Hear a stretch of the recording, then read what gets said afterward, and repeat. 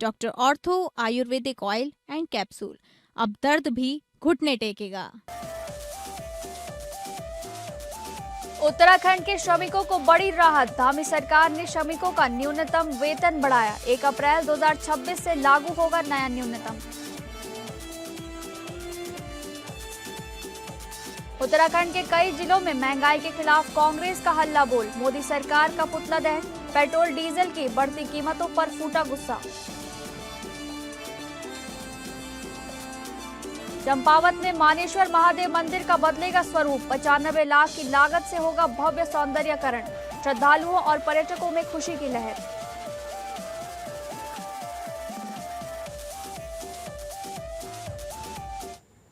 नमस्कार, आप सभी का बहुत बहुत स्वागत है उत्तराखंड न्यूज में। मैं हूं आपके साथ शालिनी राणा। शुरुआत करेंगे उत्तराखंड से जुड़ी खबरों की। धामी सरकार ने प्रदेश के मजदूरों को बड़ी राहत देते हुए न्यूनतम मजदूरी बढ़ाने का ऐलान किया है। नई दरें 1 अप्रैल से लागू होंगी। अब राज्य में अकुशल श्रमिक को हर महीने 13,018 रुपये मिलेंगे। अर्धकुशल श्रमिक की जेब में 15,100 रुपये आएंगे और कुशल श्रमिक को 16,900 रुपये महीना मिलेगा।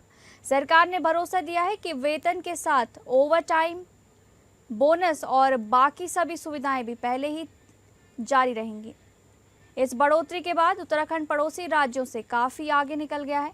उत्तर प्रदेश में अकुशल श्रमिक को 12,356 रुपये, हिमाचल में 11,250 रुपये और बिहार में 11,326 रुपये मिलते हैं।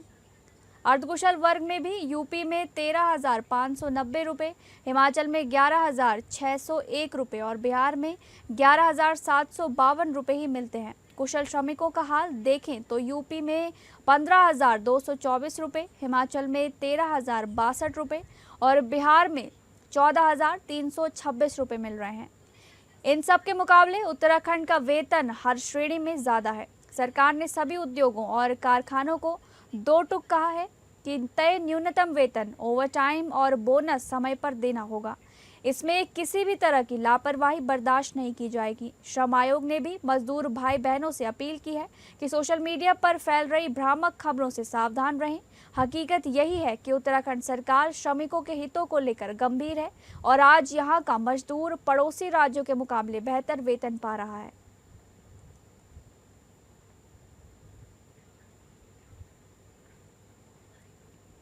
अगली खबर, चमोली जिले के विकास के लिए जिला योजना की बैठक हुई। बैठक की अध्यक्षता ग्राम्य विकास मंत्री और जिले के प्रभारी मंत्री भरत सिंह चौधरी ने की।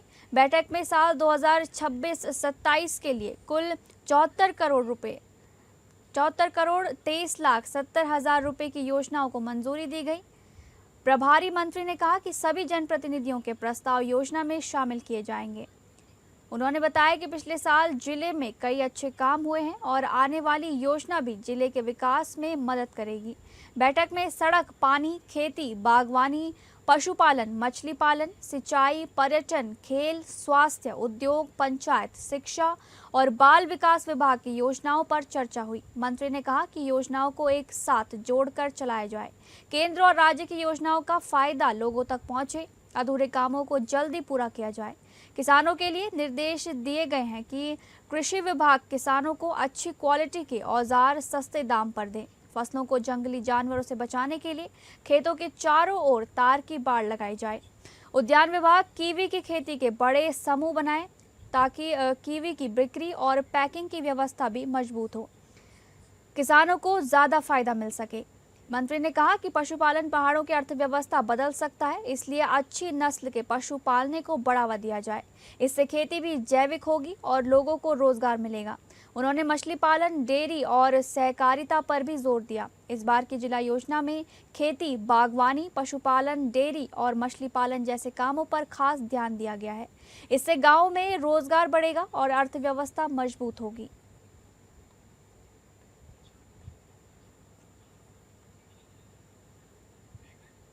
जनगणना 2027 अभियान अब तेज रफ्तार पकड़ चुका है। जिलाधिकारी मनीष कुमार के मार्गदर्शन में राष्ट्रीय महत्व के इस अभियान को डिजिटल तकनीक के माध्यम से तेजी और पारदर्शिता के साथ संचालित किया जा रहा है।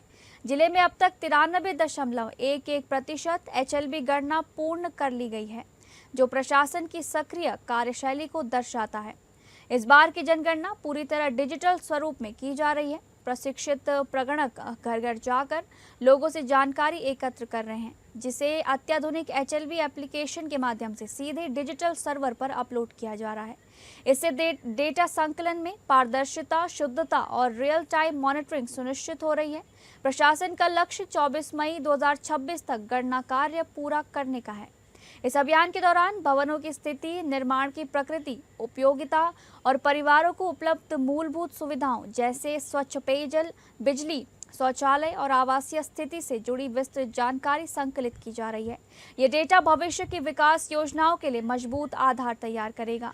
ग्रामीण क्षेत्रों में 360 प्रगणक और 62 सुपरवाइजर, जबकि नगरीय क्षेत्रों में 89 प्रगणक और 19 सुपरवाइजर पूरी सक्रियता के साथ अभियान में जुटे हुए हैं।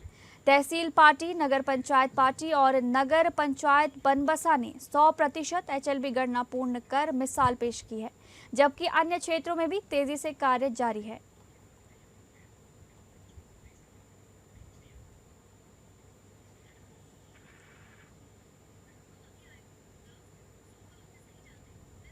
अगली खबर का रुख करेंगे। पहाड़ के किसानों के लिए बड़ी खुशखबरी सामने आई है। चंपावत का उच्च गुणवत्ता वाला आलू अब बड़े राष्ट्रीय बाजारों तक पहुंचने की तैयारी में है। जिलाधिकारी मनीष कुमार ने किसानों को उनकी मेहनत का उचित मूल्य दिलाने के लिए बड़ा एक्शन प्लान तैयार किया है। जिलाधिकारी कैंप कार्यालय में आयोजित उच्च स्तरीय समीक्षा बैठक में कृषि, उद्यान, सहकारिता और उद्योग भवन के अधिकारियों के साथ आलू उत्पादन और उसके बेहतरीन विपणन को लेकर अहम रणनीति बनाई गई। पुल्ला और दिगाली चौड़ स्थित कोल्ड स्टोरों को जल्द पूर्ण क्षमता के साथ संचालित करने के निर्देश दिए गए हैं, ताकि किसान अपनी उपज सुरक्षित रख सकें और औने पौने दामों में फसल बेचने को मजबूर ना हो। प्रशासन ने FPO और स्वयं सहायता समूहों को सक्रिय कर मजबूत सप्लाई चेन बनाने की तैयारी शुरू कर दी है। साथ ही बड़ी रिटेल कंपनियों से संपर्क कर चंपावत के आलू को राष्ट्रीय बाजार दिलाने की कवायद तेज कर दी गई है। अगर ये योजना सफल हुई तो चंपावत का आलू पहाड़ से निकलकर देश के बड़े शहरों की थाली तक पहुंचेगा और किसानों की आमदनी में बड़ा इजाफा देखने को मिल सकता है।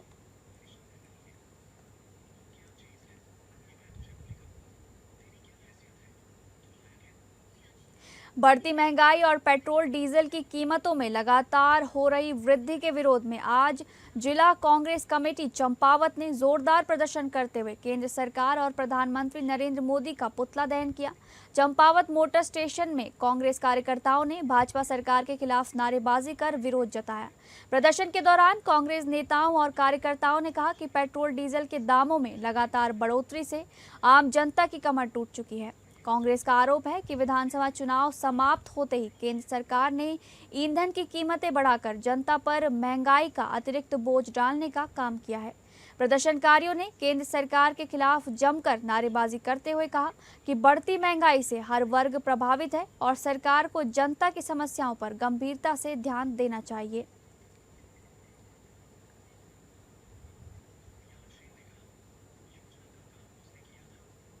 देखा होगा कि देश के प्रधानमंत्री नरेंद्र मोदी जी ने कहा था कि डीजल, पेट्रोल और गैस सिलेंडर की कोई कमी नहीं है हिंदुस्तान में, लेकिन एक दो दिन पहले ये देखने को मिला मीडिया के माध्यम से कि नरेंद्र मोदी जी कह रहे हैं कि डीजल और पेट्रोल की बहुत कमी है हमारे हिंदुस्तान में।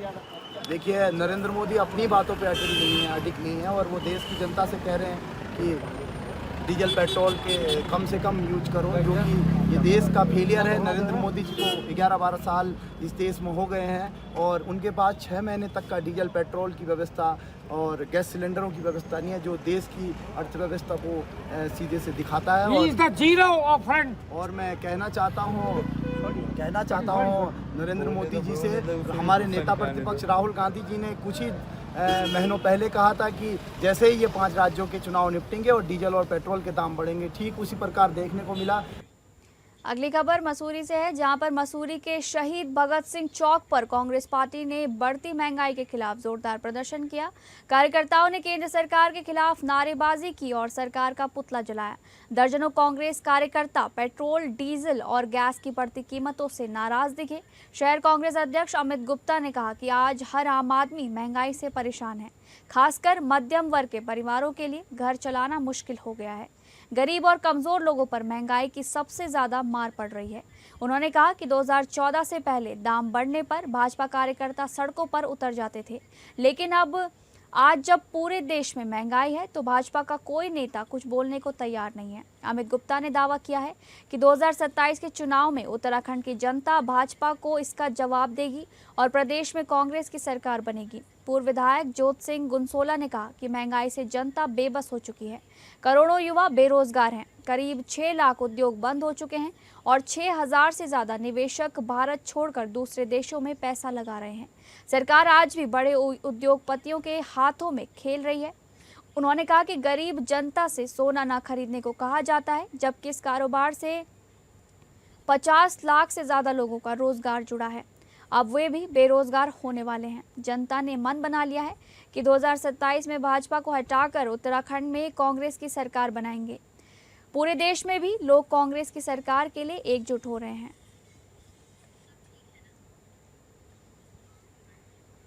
उत्तराखंड राज्य निर्माण आंदोलनकारी कांग्रेस के वरिष्ठ उपाध्यक्ष, प्रवक्ता, पूर्व कैबिनेट मंत्री और चिन्हित राज्य आंदोलनकारी संयुक्त समिति के केंद्रीय मुख्य संरक्षक धीरेन्द्र प्रताप ने मसूरी पहुंचकर झूलागढ़ स्थित शहीद स्थल पर श्रद्धांजलि अर्पित की।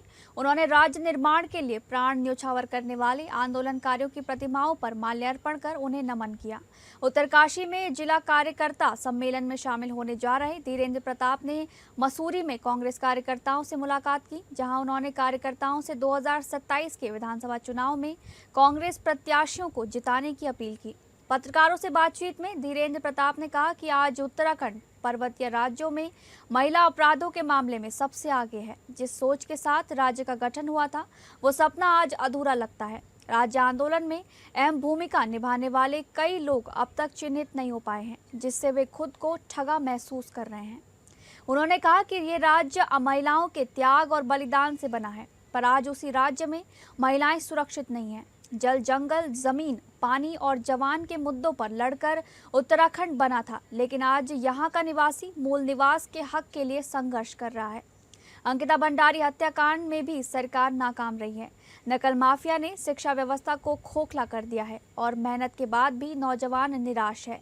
धीरेन्द्र प्रताप ने आरोप लगाया कि सरकार राज्य आंदोलनकारियों की समस्याएं सुनने के लिए समय नहीं देती, जिससे लोगों की आवाज दब जाती है। उन्होंने कांग्रेस कार्यकर्ताओं से आह्वान किया कि 2027 के चुनाव में कांग्रेस को भारी बहुमत से जिताएं, ताकि उत्तराखंड की मूलभूत सुविधाएं आम आदमी तक पहुंच सके।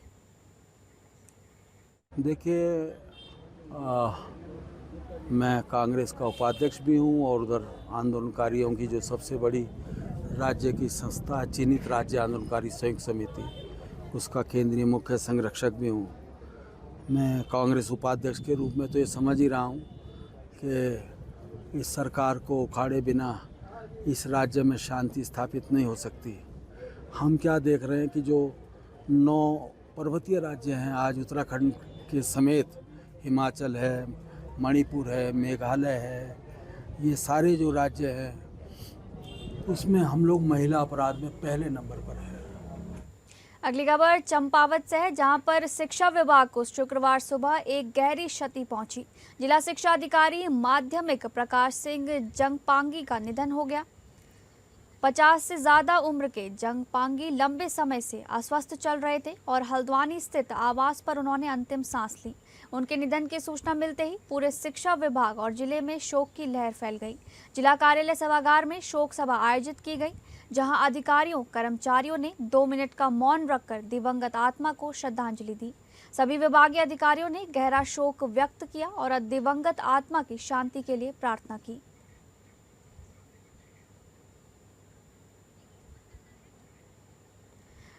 $95 लाख की लागत से मानेश्वर महादेव का भव्य कायाकल्प होने जा रहा है। चंपावत जिले के प्रसिद्ध आस्था केंद्र मानेश्वर महादेव मंदिर अब नए रूप में नजर आएंगे। करीब 95 लाख रुपए की लागत से मंदिर का सौंदर्यकरण और विकास कार्य शुरू हो गया है। इस खबर से पूरे क्षेत्र में खुशी का माहौल है। मंदिर के मठाधीश धर्मराज पुरी महाराज ने बताया कि मुख्यमंत्री के सामने मंदिर विकास का प्रस्ताव रखते ही उन्होंने तुरंत मंजूरी दे दी। मंदिर के कायाकल्प के लिए 35 लाख रुपए की पहली किश्त भी मिल चुकी है, जिससे काम तेजी से आगे बढ़ेगा। उन्होंने इस पहल के लिए मुख्यमंत्री पुष्कर सिंह धामी और जिलाधिकारी मनीष कुमार का आभार जताया। मठाधीश ने कहा कि ये काम सिर्फ मंदिर का विकास नहीं है, बल्कि धार्मिक पर्यटन को बढ़ावा देने और इलाके की सांस्कृतिक पहचान मजबूत करने की दिशा में बड़ा कदम है। पश्चिम बंगाल से आए पर्यटकों ने भी मंदिर की प्राकृतिक सुंदरता और शांत माहौल की तारीफ की। पर्यटकों ने कहा, ये जगह इतनी खूबसूरत और सुकून देने वाली है कि यहाँ बार बार आने का मन करता है। मंदिर का ये सौंदर्यीकरण आने वाले समय में श्रद्धालुओं और सैलानियों के लिए बड़ा आकर्षण का केंद्र बनेगा। इससे स्थानीय पर्यटन और अर्थव्यवस्था को भी मजबूती मिलेगी। देखिए, मानेश्वर महादेव का जो ये स्थान है उत्तराखंड चंपावत में है। चंपावत से 8 किलोमीटर की दूरी में पहाड़ी पे है। हम सब आज ये मानसेय पर्वत के अंतर्गत बैठे हैं। मानसेय पर्वत इसका है। इसके 2 प्रमाण है। एक तो है सतयुग के प्रथम चरण का, जो भगवान भोलेनाथ का जब प्रादुर्भाव मूर्ति का हुआ था, साक्षात स्वयं शिव जी यहाँ अवतरित होकर के उन्होंने निकुंभ की तपस्या के वरदान देने के उपरांत वो यही शिव रूप में, लिंग रूप में परिवर्तित हुए थे। हम बंगाल से, कलकत्ता से आए हैं।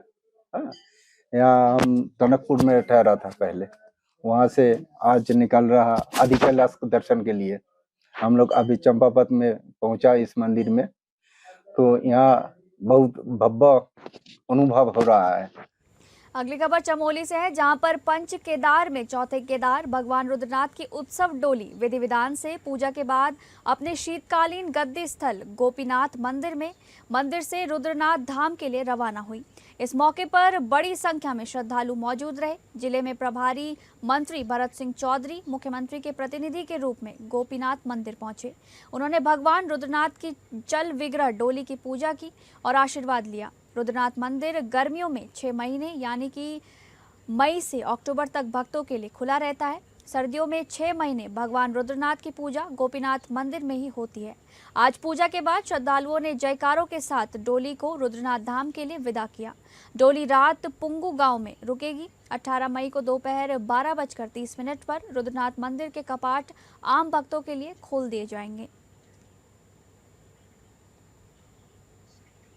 आज भगवान रुद्रनाथ जी की डोली का यहाँ पर प्रस्थान हुआ है। इस बहुत ही पावन अवसर पर मुझे माननीय मुख्यमंत्री के प्रतिनिधि के रूप में यहाँ पे आने का सौभाग्य प्राप्त हुआ।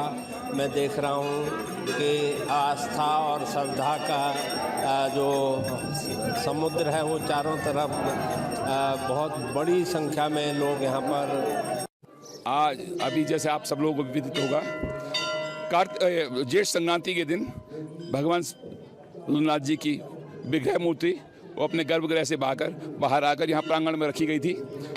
15 और 16 तारीख को यहाँ पे सबके लिए दर्शनार्थ। फिलहाल उत्तराखंड न्यूज में बस इतना ही। नमस्कार।